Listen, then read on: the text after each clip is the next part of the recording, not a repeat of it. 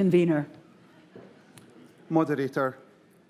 Commissioners, if you were retired and could go on a dream holiday, where would it be? And who would be with you? And what would you be doing there together?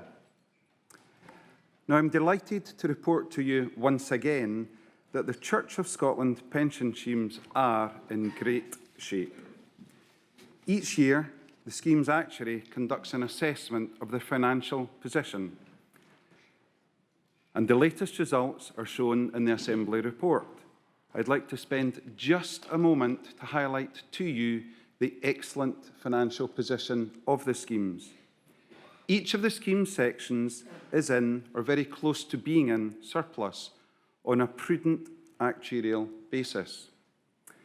General Assembly, in the pensions world, this position of being fully funded on a prudent basis is the gold standard to which the pensions regulator aims all schemes towards. We are already there. For schemes in surplus, there are a number of significant implications. Members' security of accrued benefits is very high. Where scheme rules allow, trustees have increased ability to make discretionary increases. Resource is available to invest in improving outcomes for members, such as improved service. The Church is not required to make any new financial contribution, as all the monies required are already held safely within the pension schemes.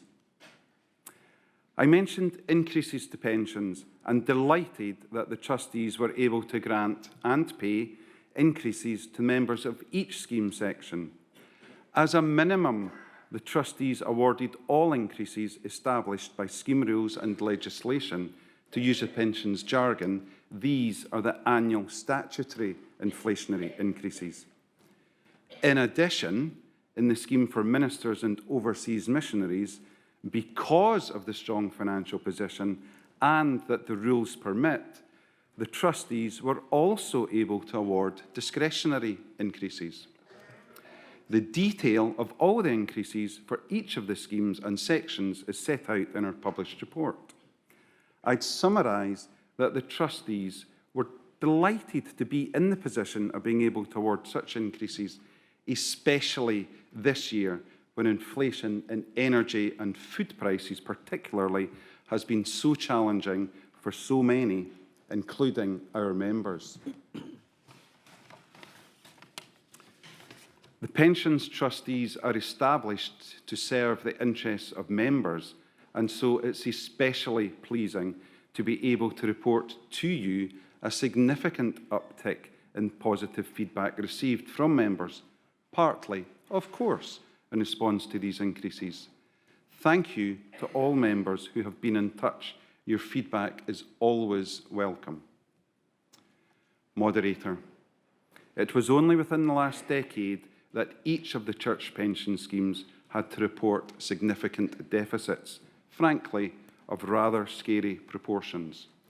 It is so pleasing to record once again that the annual update from the scheme's actuary shows financial positions at or in surplus. The pensions trustees have taken action to ensure that this position continues to be the case now and into the future through the use of an investment strategy which selects assets which will behave in a similar way to liabilities, regardless of the latest turmoil in investment markets. Last year, that turmoil was caused by high inflation, prompted by post-Brexit trade frictions, together with the Russian invasion of Ukraine. This year, it was the significant increase in government bond or gilt yields following the failed kamikaze mini-budget. Because of the investment strategy of the trustees, liabilities and assets move in the same way in response to market events, meaning that the funding positions of the schemes remain remarkably stable. Now, the trustees delegate day-to-day investment of the assets to specialist fund management firms and monitor each of these firms regularly, including their rating for environmental, social and governance, that's ESG, factors. This year, the trustees switched out of a firm which did not have the trustees' highest ESG rating and replaced it with one which did. Now, I've received questions from commissioners about the outlook for the schemes, particularly any lasting impacts of the pandemic, and would like to take a moment to address those questions here. At the last three-yearly or triennial actuarial valuation, which was as at the 31st of December 2021, we were just under 2 years into the COVID-19 pandemic. At that time, the scheme actuary took the approach, industry standard, to ignore the mortality experience for 2020 and 2021 when deciding how best to assess future longevity. Or said in plain language, it was too early to know what the lasting impact of the pandemic and associated public policy restrictions would have. Since then, further time has passed, and the Institute and Faculty of Actuaries will shortly publish their latest mortality tables. These mortality tables are where the actuaries tell us how long they expect us all to live. Sadly, General Assembly, these will show the extent of the lasting detriment caused by the pandemic and the restrictive public policy measures. On average, each of us will now live half a year shorter. Each of us. On average, each of us will now live half a year shorter. For the pension schemes, there will be a corresponding positive effect of about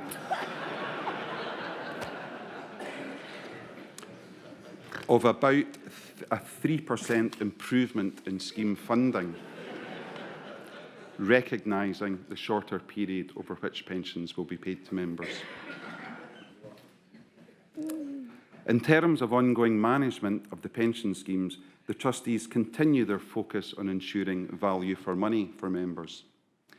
The schemes continue to benefit from significant simplification work completed in previous years, including a simplification of the investment management arrangements, an update of the scheme rules and documentation, and the implementation of administration software. These items will deliver improved outcomes for members through better service, reduced risk, and substantial financial savings annually.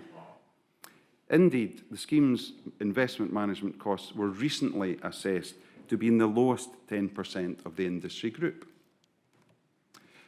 As part of their ongoing reviews and in anticipation of forthcoming new regulations, the trustees have identified areas of their documentation for improvement.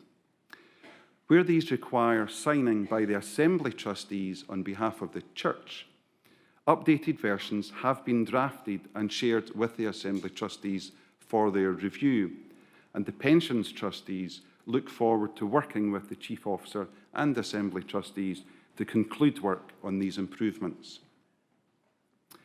The trustees are also responsible for the administration of members' benefits. That's to say, ensuring the right payments are made to the right people at the right time. This service is provided to the trustees by the excellent pensions team based at 121 George Street, led by Jane MacLeod, who joins me at the table. The trustees review reports on administration regularly, and I'm delighted to tell you, General Assembly, that Jane and her team provide consistently high service levels. That's important to our members. So thank you, Jane and team.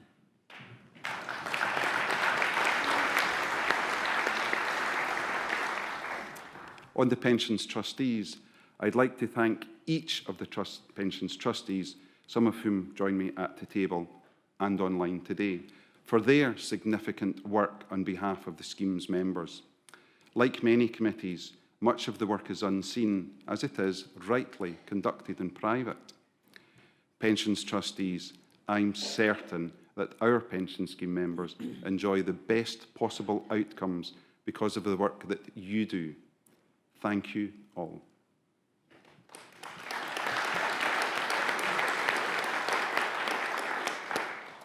Adrian Bark retires today after a significant contribution to the work of the Pensions Trustees, for which I say a special thank you personally, on behalf of the trustees and on behalf of all the scheme members. Adrian, all best wishes for your next adventures. Pauline Gordon resigned during the year and Susan Zappert joined as replacement. Welcome, Susan. The trustees are pleased to propose George Russell as employer-nominated trustee.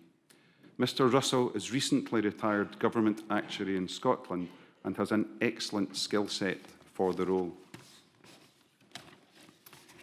As I will retire today, the trustees also propose Stuart Stephen as employer-nominated trustee to allow him to take over the role of chair of the Pensions Trustees. Mr. Stephen is an existing pensions trustee, and the proposal here is a technical one, changing his appointment route to employer-nominated trustee from member-nominated trustee, as the pensions trustees as a whole feel that their chair should be employer-nominated trustee of all three schemes. This is an opportune time to recognise the strength and depth of resource available through this church family. In this context, to provide individuals with the skills, experience and willingness to serve as pensions trustees. The most recent, just mentioned, Susan and George, with significant business and actuarial skills respectively, are excellent examples. The trustees would struggle to replicate the quality of this resource available through this church family in the open marketplace. Moderator, as I conclude, if I may, I thank the General Assembly for entrusting me in the role of pension trustee from which I retire today. And so, if you were retired and could go on a special holiday, who would you be with and what would you be doing there together? I very much hope that members of the Church's pension schemes will have some very happy thoughts about this question, or memories of special places already visited, secured, at least in part, with the financial support of their pension from the Church schemes. Moderator, as I am not a commissioner, I ask that the Principal Clerk moves proposed deliverances. I so move. Seconded. Thank you.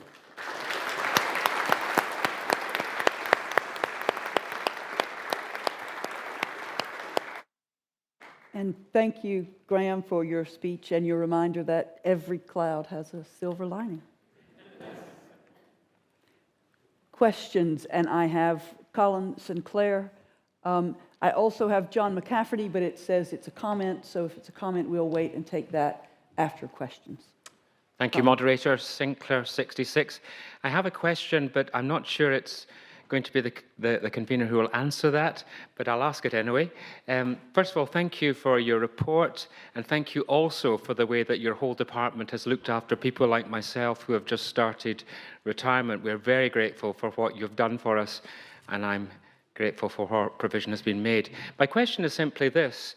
The report that I hear every year deals with a scheme that for many young ministers is not something that they are part of, because they moved when the scheme moved from, as it was, to the legal and general scheme.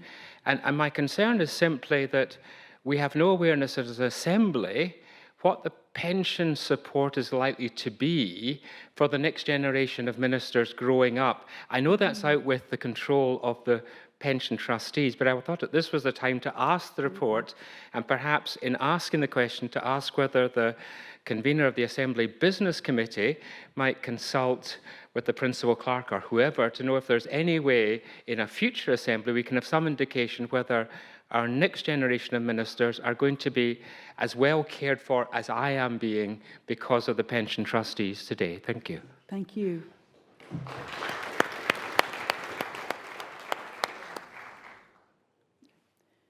I don't know if that's something you can answer or would like to.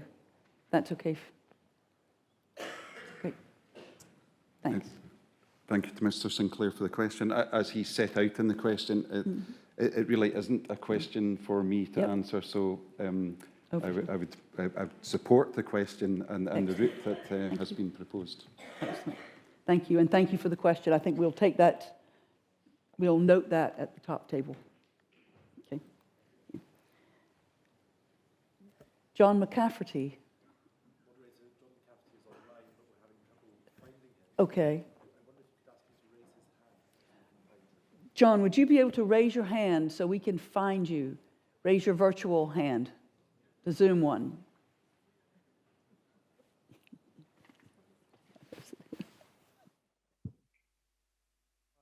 Excellent. Hello, John. Here we go. You got me now.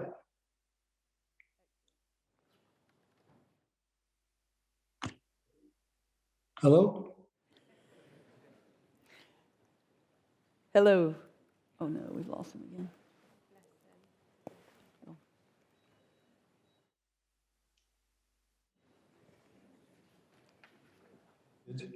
You're on, John. Okay, that's good. Moderator John McCafferty, number 422.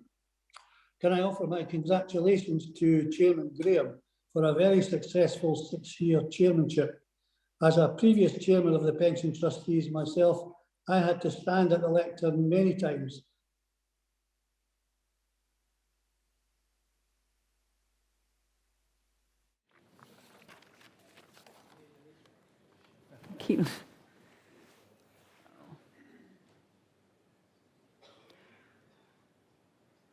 I think as this is a comment, we will hope that we get John back. But I think it's safe for us to move to section 1. Does the Assembly receive the report?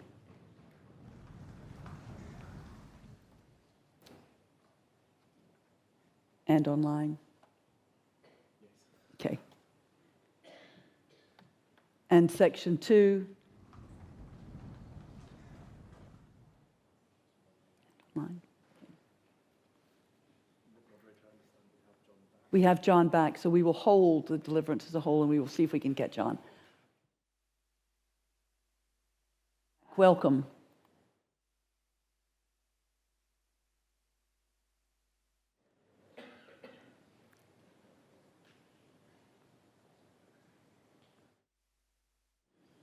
John, you're on mute. I hope they're trying to help. I think I'm unmuted now, is that right? Thank you. So I'll start again. Moderator John McCafferty, number 422. Can I offer my congratulations to Chairman Graham for a very successful chairmanship over 6 years. As a previous chairman to the Pension Trustees myself, I had to stand at the lectern many times and tell the Assembly we could not increase the pensions of ministers which were earned before 1997. We have seen in previous recent reports that this position has been reversed.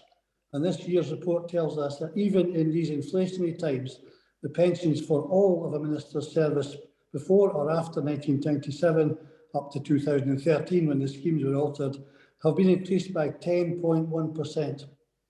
This is in no small part due to Graham's expertise and knowledge, and it's a colossal achievement, and I would not like it to just slip by in the report. Well done, Chairman, and thank you on behalf of many ministers. Thank you, John.